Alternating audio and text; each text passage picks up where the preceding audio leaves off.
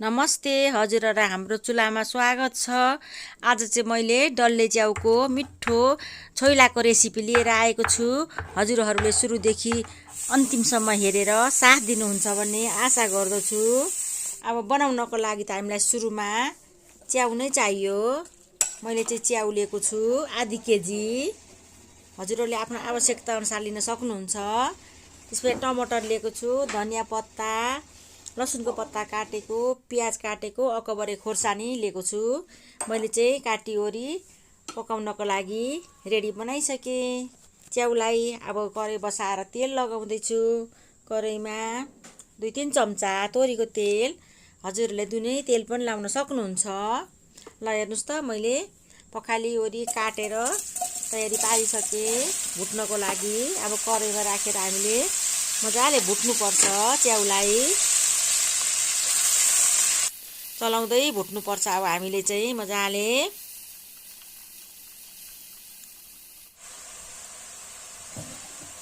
यसरी बनाएको छोइला चाहिँ असाध्यै मिठो हुन्छ।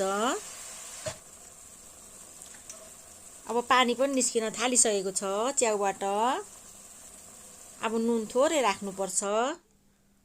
हामीले चाहिँ यो पानी सबै सुकाउनु पर्छ।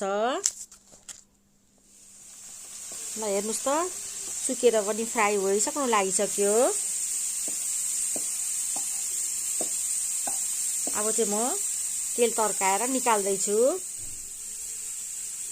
अब यता चाहिँ मैले मसलाहरू तयार गर्नको लागि सुरुमा नुन राख्दै छु स्वाद अनुसार। त्यसपछि जिरा थोरै,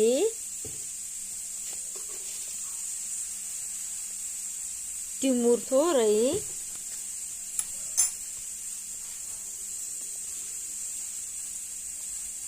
अकबरे खोर्सानी एउटा, पिरो आफूले कतिको खानुहुन्छ त्यही अनुसार राख्न सक्नुहुन्छ। मजाले पिस्नु पर्छ।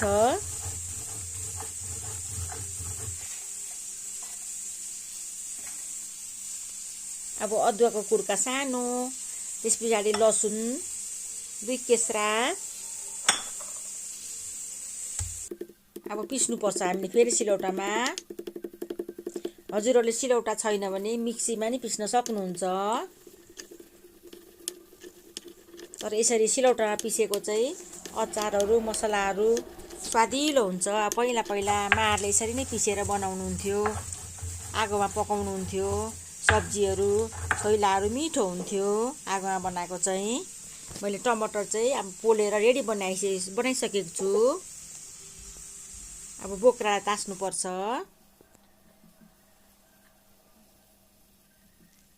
पोलेको टमाटर पनि स्वादिलो हुन्छ छोइलामा।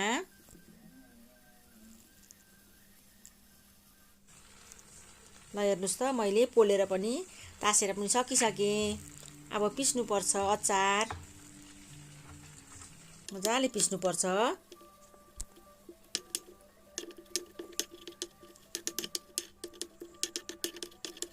ल हेर्नुस् त पिसेर पनि सकिसक्यो।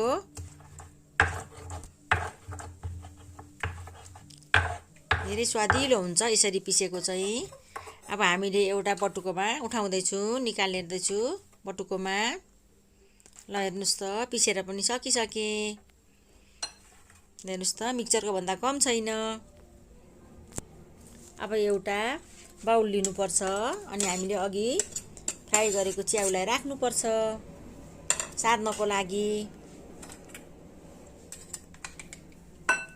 अब अघि पिसेको हामीले टमाटर मसलालाई राख्नुपर्छ च्याउमा। हरियो लसुनको पत्ता मसिनो काटेको, लसुनको पत्ता चाहिँ राख्नुपर्छ अनिवार्य नै, मिठो हुन्छ। मसिनो काटेको प्याजलाई पनि राख्नुपर्छ। मसिनो काटेको धनिया पत्ता,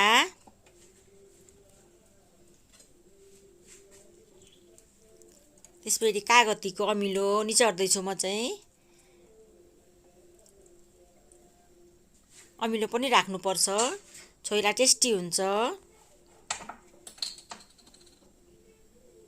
त्यस पछाडि काँचो तेल तोरीको। हजुरहरूलाई चाहिँ काँचो मन पर्दैन भने तताएर पनि मेथी झानेर झान्न सक्नुहुन्छ। अब मजाले मिक्स गर्नुपर्छ। ल हेर्नुस् त छोइला कस्तो मिठो भयो। अब यसरी साँधेको छोइला कश्मिरी धुलो खोर्सानी आधी चम्चा मजाले मिक्स गर्नुपर्छ। कलर राम्रो दिन्छ। अब यसरी साँधेको छोइला चाहिँ अब मासु नखानेहरूलाई पनि यसरी बनाएर खाँदा असाध्यै मिठो हुन्छ। यसरी बनाएर खानुहोला। अब हजुरहरूलाई म सर्भ गरेर नै देखाउँदैछु।